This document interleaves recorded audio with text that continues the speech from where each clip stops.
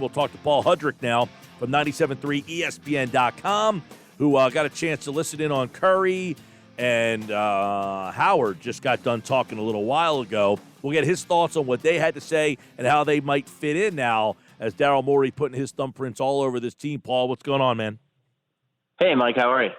All is well, and obviously let's start with the Dwight Howard move, because I think if you're just a basketball fan who doesn't pay attention and just hear Dwight Howard's name, you hear this guy was the first pick, went to the finals, kind of became a vagabond, a knucklehead, and then he wins an NBA championship last year. So you got a chance to hear what he had to say.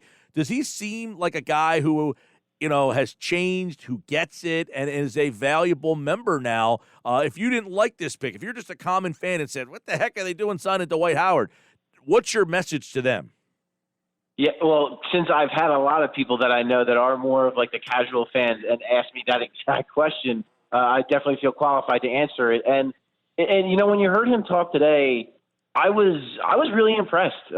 He comes off because, and let's be real. I mean, and he admitted this today that he had a pretty big ego, and he was great. He was one of the best centers, arguably the best center in the NBA for a good spell there, and then. He said egos and injuries kind of derailed his career, and he just came across really humble, really wanting to win, wanting to come here and wanting to help out. Joel Embiid and Ben Simmons talked a lot about how he thinks, what he's learned in his career, with the things he's gone through as a big man in the NBA, how he can kind of, impart some wisdom on Joel Embiid, and hopefully, again, the experience he had last year with the Lakers, winning a championship for the first time, him and Danny Green coming over here, what they can do to kind of help this team maybe get over the hump and compete for a championship right now. Yeah. What do you think he learned about himself and as a teammate playing on that championship Lakers team? Yeah, so the big things he said were unity and focus. And I think if you look at the Sixers, those are two things that you could argue at times maybe were issues, especially the focus part. You look at their road record last year and how atrocious that was, and how, however you want to attribute to whatever you want to attribute that to the issue being, focus clearly seemed to be one of the factors. And you talk, guy Josh Richardson, who's no longer here, but he talked about accountability and maybe guys not being on the same page. So, Dwight coming in with that focus and saying unity and focus. And also he said, his message to his teammates would be, what are you willing to give up? What are you willing to sacrifice in order to win? Because that's what he had to learn in order to win for himself. So, yeah, I think he's going to be a positive influence. And then, let's not forget that I think he's still got a little something left in the tank as far as a backup center goes. I mean, you could do much worse, especially defensively, which, at times in Joel Embiid's career, he's off the floor and they fall off a cliff defensively. Having a guy like Dwight Howard should go a long way, and still being able to protect the rim and things of that nature. So I think it's a really good signing for to get a backup center on a minimum contract of his caliber. But then also I was, again, really encouraged by his kind of attitudinal shift and the way he's really the way he looks at the game now at this point of his career. Well, Paul, you just kind of touched on it, but I mean, that's exactly what the Sixers have been missing. They brought Horford in because they said we were so bad behind Embiid that we had to bring in a guy and pay him that much money to try to use him in those minutes, and that didn't work. Now they have a guy who is seemingly willing to accept that role as I'm playing 18 to 20 minutes, and that's who I am now. Yeah, and I think anyone in that organization now would tell you that, looking back on it, the idea was correct, right? The idea of, hey, we need a solid backup for Joel Embiid because we can't keep trotting out guys that don't match up, at least defensively, and we just can't be the same team defensively when he's off the floor. So to do it this year and to do it again for a guy on a minimum contract, I mean, that it's just such a stark contrast when you consider what you had to pay Al Horford last year. So, I mean, you have to look at it as, give Daryl Morey credit that he remedied a mistake, moving on from the Al Horford contract and giving himself more flexibility, and then not neglecting that position this year and bringing in Dwight Howard. So, yeah, I mean, from that standpoint, I think they're clearly different players, right? I mean, Al Horford is a much more skilled offensive basketball player, can shoot the ball a little bit. But Dwight Howard, I mean, it's more defense, and he's a much better rim protector than Al Horford is. So from that standpoint, you're not falling off as much of Joel Embiid. So this is definitely a better bang for your buck as far as what you're getting from a pure value standpoint. Paul, this is a team that ran out Greg Monroe, Amir Johnson, and Boban in playoff games. I mean, whenever Embiid left the court, it was a disaster. They seemingly – now, this could turn disastrous if things don't go well. Dwight could be a problem in the locker room in the past. I mean, he may – if things aren't going well with the Lakers is one thing as opposed to what could happen here. It could go sideways, but you can get out of the deal. That's, it's a minimum deal. You get out of that thing. But it doesn't mean it's all, peaches and perfect here. No, of course. I mean, it's all got to play itself out. Like I said, I'm really encouraged to hear him talk, to hear what he had to say today. But, things are going to change. Things are going to go as the season goes on and maybe some things go south. Will it stay that way? Who knows? Like you said, with the Lakers, it's, you have LeBron James there. So that's a guy that can really help kind of right some ships and his voice is going to carry big time in that Lakers locker room. And it's funny you bring up Greg Monroe because I remember sitting in Toronto for Game 7. I mean, I think Greg Monroe was a -9 in 2 minutes. So, I mean, to think of where they are now compared to where they were, 2 years ago, it's just, and again, the importance of getting that backup center was huge, but to get it at a good value, I think is more important than what you had it last year. And if how he talked and his attitude, if it was like it was today, if it stays like that throughout the course of the season, then I think they're in good shape. Talk with Paul Hudrick, 97.3 ESPN.com, at Paul Hudrick on Twitter. Seth Curry also today. Now, it's funny. Somebody mentioned today, hey, the Phillies got the wrong Giambi, the Sixers got the wrong Curry. I said if Curry's brother didn't play in the league, this guy would be thought of as a much different player. He's so overshadowed by his brother that it's almost not fair, but this isn't the Giambi difference. This kid can actually play, and he's going to add a lot to this team. No, big time. Yeah, this is not a Casey Matthews situation. Seth Curry can really play, and he can really shoot. I mean, him and his brother, you could argue they're both in the top 5 as shooters in the entire NBA. And he talked about that a little bit, Seth, today. He talked about the idea of, he was asked, what is it like kind of living in the shadow of your brother? And he's like, well, not only am I living in the shadow of my brother, I'm living in the shadow of my dad, because Del Curry was a damn good shooter. So it's something that he's kind of just been able to brush off his back. I think he has the right attitude for that. And when you look at his fit for the Sixers, I mean, it's perfect. The guy is, again, one of the best shooters in the entire league. I'm interested to see, he touched on his ability, to play point guard and his ability to maybe have a little bit off the dribble game. Now, he's not going to be the guy who you're going to put in ISO situations. He's not going to break guys down one-on-one, but he can run a pick and roll with Ben Simmons. He can do some things. He could shoot off the dribble. He could shoot off screens. So it's not going to be like J.J. Redick, who was so good off the ball. Seth has a handle, and Seth can play some point guard. So that, to me, is what I'm most intrigued to see. I'm really intrigued to see how him and Ben Simmons will operate in lineups together, because I think that has, and Seth said it himself. He said that he thinks they are a perfect match on a basketball court. So I'm very intrigued to see what that pairing looks like. Yeah, I was going to bring that up because, people forget. He said they're a perfect match, and then I'm thinking back to, he played with Luka Doncic, which, people don't think of Luka and Ben as the same because Luka is on the highlight reel making all these big shots. But Luka's not a great three-point shooter, but what he is very good at finding people. Yeah, he's more of a scorer than Ben is, but I would imagine that Curry is saying it in a way that, hey, Luka's great at finding me the ball, but he also likes to shoot and take the ball to the basket. That Ben is going to get me the ball a lot more than Luka probably did. Oh, sure. And I think one of the things that Brett Brown did correctly on his way out was putting Ben Simmons at the 4, getting him involved as a screener and a roller. So I think that's something that he can be.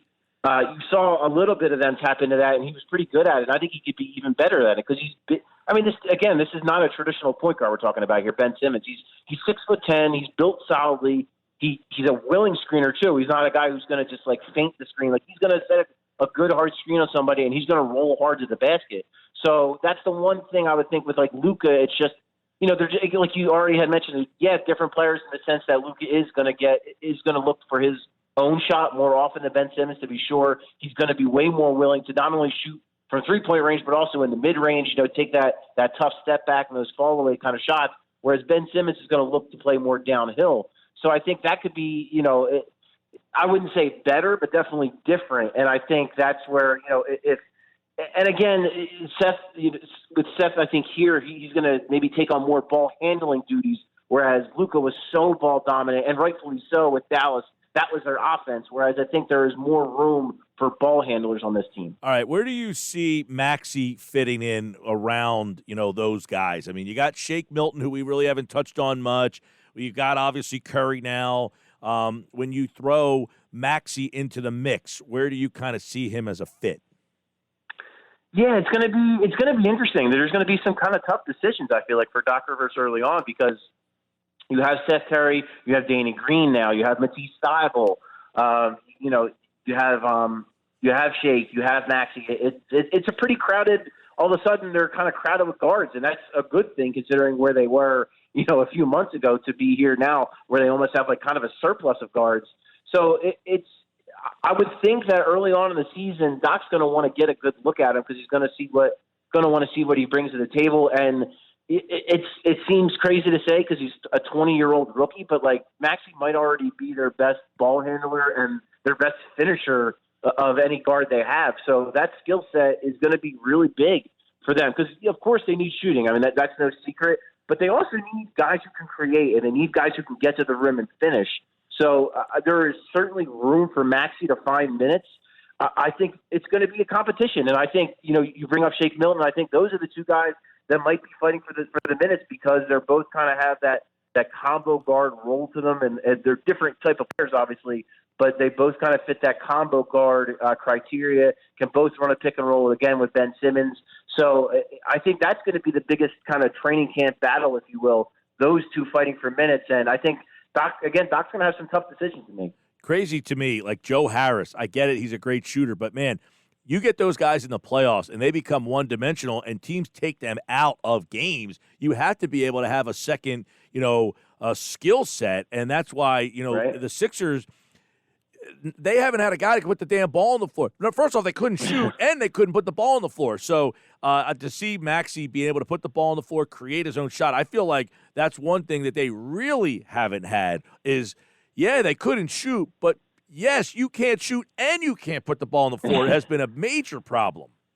Yeah, absolutely. And like I said, the biggest thing that really intrigues me about Maxey when I look at his elite NBA skill, his ability to finish is incredible. Can finish with both hands. He's got a little floater to him. He can he's kind of got this scoop hook shot that he can do again to both sides of the rim. Really good at feeling defenders and finishing with contact. And that's something that again, when I think of guys on the Sixers, I can't really think of too many guys. Even Ben Simmons is as good as as big and strong as he is, and as well as he can finish at times. I still think he kind of could work. That's something he could work on. He could add a little bit more touch and a little bit more finesse around the rim, no doubt, around defenders. And that's something that Maxey, like I said, already as a 20-year-old might already be their best player in that. And then you couple that with his ability to again, take guys off the dribble, create space on his own. Those are two invaluable skill sets that this team needs. Brokoff, who's been here before, didn't play because of his wife had COVID. Tony Bradley, make some sense of that Zaire trade. People keep asking, is there a method behind the madness? Can either one of those guys help out? So I think Brokoff's going to be a guy who's clearly right now on the outside looking in at the rotation. But if you're the Sixers, to get a guy like that who, at the very least, if you need someone who, if you're having a cold shooting night or whatever, you can just turn to a guy like that and say, hey, come, get in the game and keep your hands ready and hit a shot. So to have guys, him and Furkan Korkmaz, to have two guys kind of like that you can just kind of have deeper in your rotation and or not even in your rotation really, just kind of deeper on your bench and say, hey, go in there and hit some shots.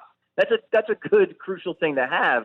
And then when you look at Bradley, I'll be honest, I think everyone was kind of scratching their head when that move came about. It was, okay, Zaire Smith. And then you see also that Detroit, there's a rumor that they might waive him, which I'm still trying to make sense of any of that. But I think for the Sixers, when you look at it, we were all kind of maybe going a little too deep divey on that. I think it's as simple as when you look at what we just talked about, the Sixers have a little bit of a surplus at guard and at wing. So where is Zaire Smith going to be able to make his impact? Whereas with a guy like Tony Bradley, who is a young player, young center, who's going to be a third-string center, we all know Joel Embiid is not going to play all 72 games this year. So we all know that, Dwight Howard's going to have to start a few games, and Tony Bradley's going to be the backup big off the bench. So there's going to be a role for that guy. So I think when it kind of all comes down to it, Tony Bradley as a third-string center is more valuable than a very deep, when you look at how kind of buried Zaire Smith was off the bench, Tony Bradley's just a little bit more valuable of a player. So from that aspect, Daryl Morey saw a slight upgrade, so he made it. Paul Hudrick covers the Sixers, 97.3 ESPN.com. Does Morey have another move, or are they going to training camp as is? It sure seems like they're going as is, and I think that's an okay to look at it, because I think the one thing that I appreciate with Daryl Morey, and I've said this, I feel like his roster almost looks at it as almost like a living organism, like something that's not ever really finished. It's something he's always going to tinker with and mess with. And so, they still have the taxpayer mid-level exception out there that they can still use. They have a lot of tradable kind of contracts, guys that have money that would work in deals. So my guess would be at this point, he wants to see what he has with this current roster, see what he can get out of the guys he has, and then he's got tons of flexibility for, a buyout option down the road or for another trade before the deadline. And I think it's smart because as much as we all agree that this team is only going to go as far as Ben Simmons and Joel Embiid are going to lead them, I would like to see what they do with a roster that I think fits them better. Again, it's something we can all agree on. This roster, better or worse, I'm not sure, but from a fit standpoint, much better than last year's roster. So I'm interested to see how they do and how they kind of progress as the season goes along. And I think how well they do before the deadline is going to determine how aggressive Morey's going to be. If they both have the best first halves of their entire career and are playing great, then you might see Morey maybe make a more aggressive move. But if not, then maybe it's more of a marginal move to kind of help around the edges. The development of where those two guys are when they come back is going to be the biggest key of everything. I mean, if Joel Embiid and Ben Simmons are the same players we've seen for the last 3 years, you're looking at a 5-6 seed. If they are better, Bobby Marks was on with us last hour. He said he could see them being 1, 2, or 3. Yeah, again, especially when you consider roster fit, and I think that's the biggest, and that's, Daryl Morey's a smart dude. And the first thing he recognized was, okay, I have 2 young all-stars. What do I do now? And the best bet is let me build around their skill set the best I can. And that's what he did in Houston with James Harden. He looked for, okay, how can I best build around James Harden? He signed Dwight Howard. That didn't work out. He moved on, and he just kept tinkering with the roster to figure out the fit. And he realizes, hey, the best basketball that those two guys played together, it's when they had J.J. Redick, when they had Marco Bellinelli and Covington and Ersan Ilyasova and Darius Saric that were all hitting shots around them. That's when those two guys are at their best. So let's build like that. Let's do that again. Let's get Danny Green in here. Let's get Terry in here. Let's get shooters surrounding these guys to give, to complement their skill set as best as humanly possible. And I think, to me, this year is going to be, of course they want to win, and that's everyone's goal, but it's such a good year to kind of build their confidence back up and build them both back up and to help them kind of take that next step in their improvement and their development in their careers. Yeah, and we didn't mention Green in previous part of this conversation, but it brings a defender. This team should be a good defensive team as well. Those guys can defend. Maxi's a good defender at Kentucky, so it should be fun. Training camp opens when the calendar turns. We will be all over it. 97.3 ESPN.com. Paul Hudrick, at Paul Hudrick. Make sure you check out his podcast as well. You can go to his Twitter page and get more details on that. And, of course, we'll be talking Sixers with him throughout the season as the Hometown 5 is getting ready to roll. Paul, happy Thanksgiving, man. Same to you, man. Take care. All right, Paul Hudrick, like all guests, appeared via the Boardwalk Honda Hotline.